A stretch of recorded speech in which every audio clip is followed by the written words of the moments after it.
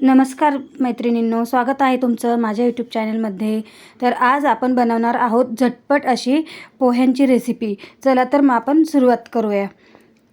आज आपण बनवणार आहोत बटाटा पोहे, बटाटा कांदा पोहे। तर इथे मी घेतलेले आहे साहित्य, इथे घेतलेलं आहे मी कांदा, बटाटे, हिरव्या मिरच्या, शेंगदाणे, कोथिंबीर आणि कढीपत्ता। त्यानंतर मी ते पोहे भिजवून घेतलेले आहेत। त्यामध्ये मी थोडी साखर टाकलेली आहे आणि हळद आणि चवीनुसार मीठ टाकलेलं आहे।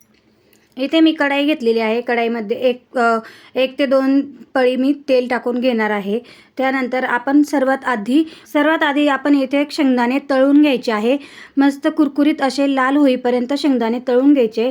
नंतर शेंगदाणे व्यवस्थित तळले जात नाही, त्यामुळे इथे मी शेंगदाणे आधीच तळून घेतलेले आहेत। इथे तळून आणि साईडला काढून घ्यायचे शेंगदाणे। तिथे मस्त लाल होईपर्यंत शेंगदाणे आपले तळून झालेले आहेत। तर आता हे साईडला काढून घ्यायचे। शेंगदाणे आपले मस्त लाल झालेले आहेत। त्यानंतर आपण इथून टाकून घेणार आहोत हिरवी मिरची मस्त तळून घ्यायची। त्यानंतर आपल्याला याच्यामध्ये टाकून घ्यायचा आहे कांदा। मी इथे कांदा टाकून घेत आहे। कांदा पण मस्त लाल होईपर्यंत फ्राय करून घ्यायचा।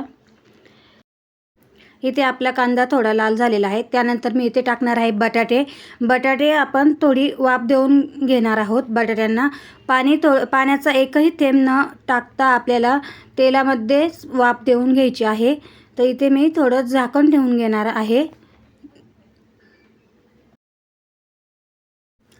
तर इथे आपल्या बटाट्यांना छान अशी वाफ बसलेली आहे। त्यानंतर मी आता याच्यामध्ये टाकणार आहे पोहे।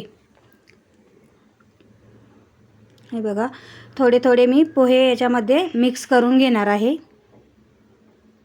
मिक्स झाल्यानंतर आपल्याला कढईमध्ये टाकून घ्यायचे आहे।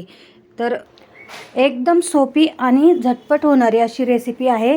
तुम्हाला रेसिपी आवडल्यास चॅनलला सबस्क्राईब करायला विसरू नका। छान असे कमेंट्स करा, लाईक करा।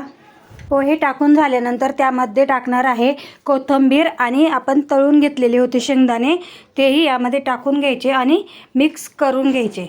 झटपट असे आपले पोहे तयार झालेले आहेत।